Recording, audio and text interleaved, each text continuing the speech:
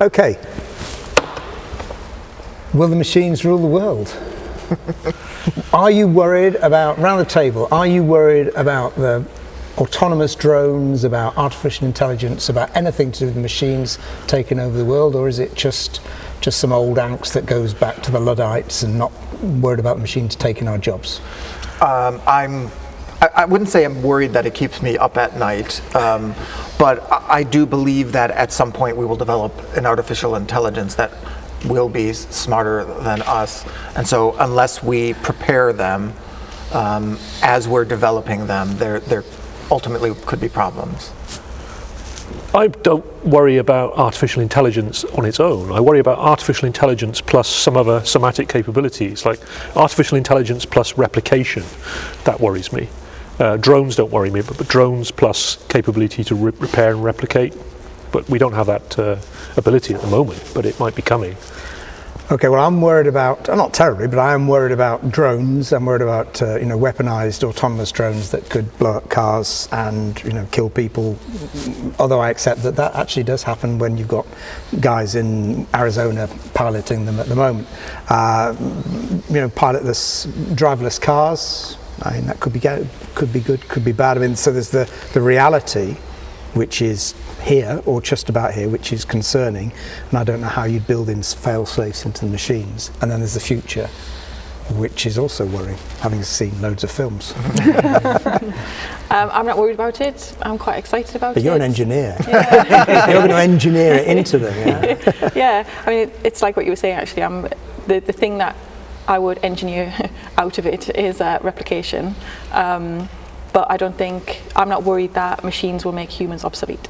I'm quite excited about artificial intelligence. I am worried, actually. I am worried about artificial intelligence because artificial intelligence comes with the exact same baggage as intelligence. If you don't engineer replication, it'll engineer itself. But I'm also worried about artificial dumbness, which is basically what you were mentioning before, drones. Machines with weapons on them which have a single directive and no nuanced thinking go and kill under these specific parameters.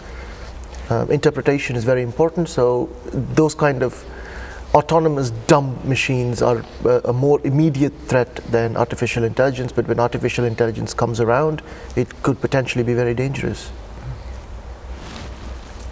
So I suppose it depends what you define artificial intelligence as, because if you're thinking about machine learning that's happening in our computers at the moment, that already scares me. The fact that, Twitter or Facebook will say, based on this, we think you'd like this, and Amazon and all these places, that scares me, and that kind of surveillance. So, I think even at the basic level that's happening now, never mind the sort of futuristic stuff or semi-futuristic stuff with drones, I'm slightly concerned about. I really think we should be, thinking about this very, very carefully now. I think that kind of targeted nonsense that you get on social media is the best evidence yet that we're centuries away from artificial intelligence. Because these systems are just completely clueless, aren't they? They really don't understand anything. But it's frightening the way that they can do it. I mean, I remember getting a Facebook invitation through work, and then I didn't accept it because I wasn't on Facebook at the time, and then suddenly I was inundated with hundreds of emails from Facebook saying, we think you know these people. Yeah. They were right. How did they do that? I don't know. That scared me. Yeah. So if we deal first with, before we deal with the kind of artificial intelligence aspect, what about the machines that are coming into our streets and into our houses soon? So lots of companies, Google and Apple, are both making driverless cars. Tesla wanting to do the same thing. Driverless cars and drones, aren't they a problem? I mean, we can be run over, we can be killed.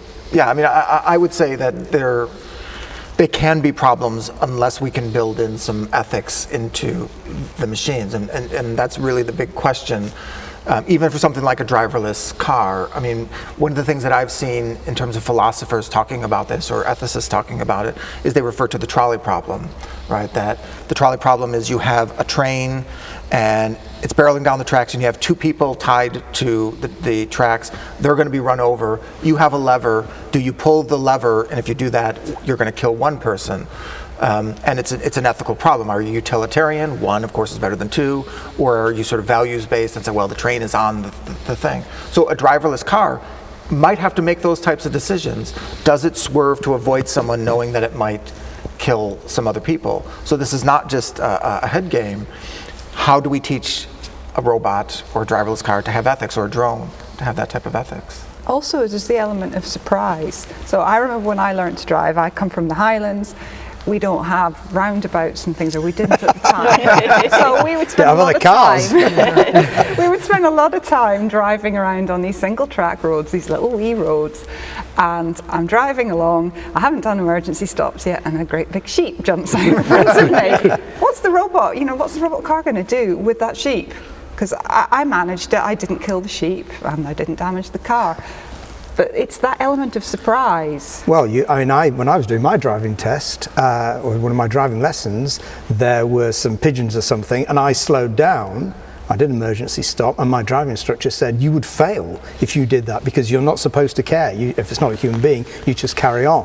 So maybe you did the wrong thing. So what are we going to do to our cars? I think you have to pay for the sheep, though. Right, maybe I think there are rules. If you kill a sheep, you're nodding. No, I was thinking about a friend of mine hit a stag or something quite recently. Oh, that's going to damage his car a lot more than it will damage the stag.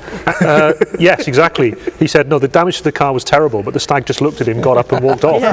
So how can we, David, you're worried about this, and I am. I'm worried about the cars doing the wrong thing, and you say we've got to program this information into them, but how can there be agreement on that? Because is there going to be laws? Should there be laws? I mean, you're an engineer. Do you just want to be able to engineer whatever you can? No, I think for something like a driverless car, I agree there should be ethics involved in it as well, and laws. The thing with driverless cars for me, to be fully autonomous, we're so far away from that, and we have so many things to overcome. The things that we would take for granted are the difficult things to overcome. The things that you can find some sort of complex mathematical algorithm for, that's fine, you can do things like that, and it's complex and it may take a long time, and we may not be able to do it right now, but we know we can do it in the future. So like what? What would be complicated and what would be easy? Anything that has some sort of algorithm to it. So driving along, let's say on a car, would be fine, and even doing an emergency stop because of the sheep or something. I think you could actually program that. I don't think that's a problem really. Making sure that the driverless car understands where an ambulance is and what to do, with the whole Doppler effect of an ambulance, etc. Is slightly more tricky, but then things that we take for granted, like we can go into somebody else's home and make a cup of tea in somebody else's home, and that's a very easy thing for us to do. But actually, for a robot, that could be very, very difficult to do. So I think it's the easy things, or the things that we find easy, are the complicated things for the robots. The things that you can actually program. Okay, it's complex from an algorithm point of view, but well, that's not actually, I don't see that's not actually true, because the driverless cars are much safer than if you or I was driving a car. The reaction times are an order of magnitude or more better. They can do an emergency stop significantly better than you or me. Yeah, that's what I said. Yeah, and they can already do that. They can already tell the difference between where an ambulance is and which direction it's traveling in. They can navigate stop signs. They can navigate roadworks. That's all there already. The Google car can do that. And the Google car, every instance of the Google autonomous car having got into an accident was not the car's fault. No, it can do it. What it's not good at yet is doing it in a normal environment. So when you have but it has done it in 30, 40, 50 other cars yes, around it has the done as that. well, They have tested on a it regular basis. Yes. The amount of accidents that it still has is lower than a normal car. But they haven't tried it in the public domain. Haven't. They haven't been able to. They've done it in these test tracks. No. They have driven around the streets of San Francisco driverless car, there's a driver sitting behind the wheel, but he doesn't have to touch the wheel. They've tested it in real world environment. It drives just fine. And didn't one of them get pulled over for Nope. driving too slowly as well? Somebody said really? yes, he was driving dead on the speed limit, and some trooper. So yeah, they've tried it out like yes. that. Yeah, okay. It's not completely autonomous. There There's are a man sitting there, a woman sitting there, ready he's sitting there with his hands off the wheel. Yeah. He's there for But legal they can- reasons they only. can take control. We've gone to the stage, the joke about you only need a pilot and a monkey to fly a plane. The monkey is there to make sure the pilot doesn't touch anything. So we have reached that stage. But we obviously haven't reached it enough that we're seeing them out there. No, They're because legal. they're not legal. They are legal in Nevada. They are. Okay. The autonomous cars are legal to drive in Nevada now, or to drive themselves. Autonomous trucks as well now in Nevada. Yes. So we're there, and it's not very far away. A lot of the cars have autonomous modes which engage themselves the moment you hit the freeway and disengage the moment you get off the freeway. And they are perfectly legal. You can cruise control. You can just take your hands off and sit back and let the car drive itself. Adaptive cruise control will let you do that with lane changing. It's there. I mean, we're not very far off from the days where perfectly autonomous cars can get out there and drive better than we can drive the car. And it's maybe 2-3 years away at most, legal issues notwithstanding. Coming back to what you were saying about the ethical question, like, is the car going to hit a person in front of it or swerve and hit somebody else? That is where really the problems will lie, because then you get into litigation. Who are you going to blame? Yeah, if a whose fault car is runs it? somebody over, who goes to jail? But to be honest, the number of traffic deaths will drop dramatically, and you'll be trying to figure out who killed the 3 people that died on the roads every year. That's much better than the hundreds of people that die today. So driverless cars are going to happen, and they will make roads safer. I think that's something that to me is plainly clear. I think if there was a motorway full of driverless cars, I would agree with you. When it's integrated into humans who will make errors, The driverless cars can respond faster than an equivalent human driving the car. can the errors that the humans and the driverless car make, But the driverless car is not making any errors. That's the Well, well, point. there's it must make errors. Unless the make software errors. fails, the touching driverless, naivety and Yeah. Software never fails. Must make errors. it makes a lot fewer errors than a human driver. Okay. That's I mean, the I a lot of- suppose the other issue will be cost. Because at the moment, if you to buy a driverless car, the cost is extortionate because the technology is still so advanced. This is not something that's mass scaled. So, we're a long way off. Maybe if a couple of the elite people can afford them in Nevada, but we're a long way off. And I believe there's everybody like this having- huge bond you have to put down before you can operate one in Well, Nevada. that's It's like $1 insurance or million. something. Yeah, Oh, really? it's pretty. Wow. At least. But these are early days. Yeah, but, I mean, I would also say that getting back to the original question, I mean, driverless cars, vacuums like Roombas moving around, doing that sort of thing is one thing, but you were talking about weaponized drones and things like that. That's Sure, the military are looking at this right now. exactly, as well. because that's That'd be great. another. I think that's where you run into more of the issue in terms of making decisions. And But I mean, in terms of like framing an ethical problem, we can sort of sit around a table and talk about the ethics of crashing into 2 people or 3 people. How do you actually implement that in terms of software? Do people actually have some notion about how you would actually build ethics into a machine?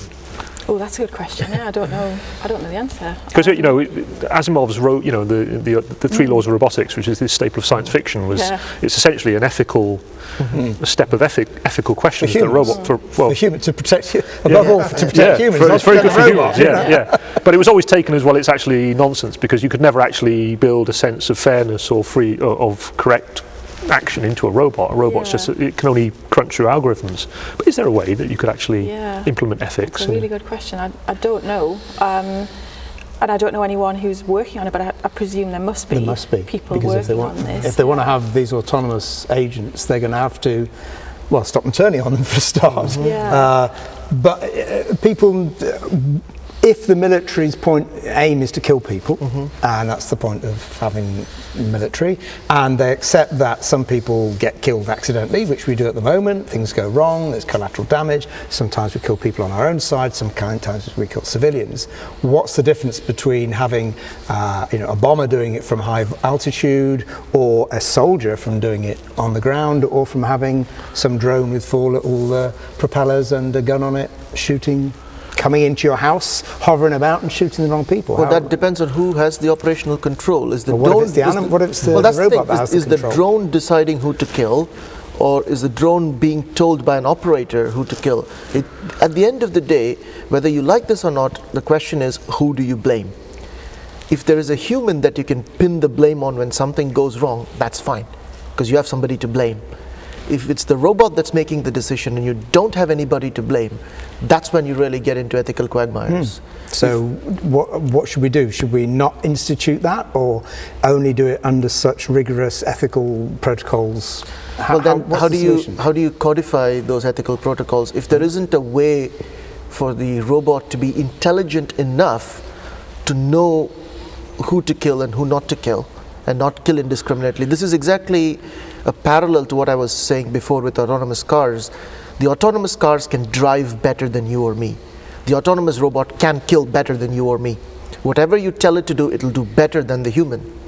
So Well, they're not very good at opening doors at the moment. And you just they climb the can't make stairs, it they up tend to fall Things over. that we take for granted. yeah, Yeah, but I think I would sort of question the idea that the robot kills better when you're talking about making decisions about who to kill in a sort of modern battlefield where sometimes you don't know who's your enemy and who's not your enemy, or who's supporting the enemy and who's not supporting the enemy.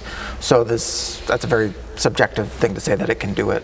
well, better Yeah. better More means efficiently, more I efficiently. That's suppose. what I meant by better. But not making decisions better.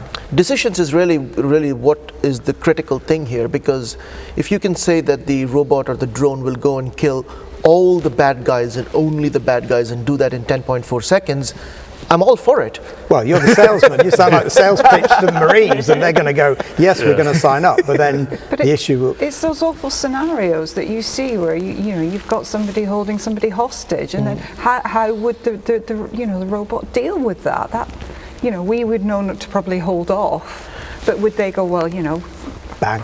Well, the robot will take the shot where the bullet goes between your legs and hits the other guy. You've obviously seen RoboCop. Yeah, the RoboCop scenario. Yeah. Okay. But it would seem to me that by the time we've developed a drone that has the cognitive capabilities to evaluate that kind of decision, it's probably approaching the point where it's got something like free will. And at that point, do we really want to put it in a killing machine? Well, and then I think We don't want human soldiers to have too much free will, do we? You've got the issues of all the Yes, yeah, opposing right. kind of, facets of society. Okay, we might be developing it, but so might, Al Qaeda might be developing it, North Korea might be developing it, and then it becomes Yes, scary, everything's I think. shiny until the bad guys get Well, the equivalent absolutely, but then technology. if they're developing it, should we develop it just so that we're matching it? And then, we've got a whole kind of missile thing all over another again. arms race. Yeah. So is the issue actually about the intelligence that we could put into or will emerge from our technology? So artificial intelligence or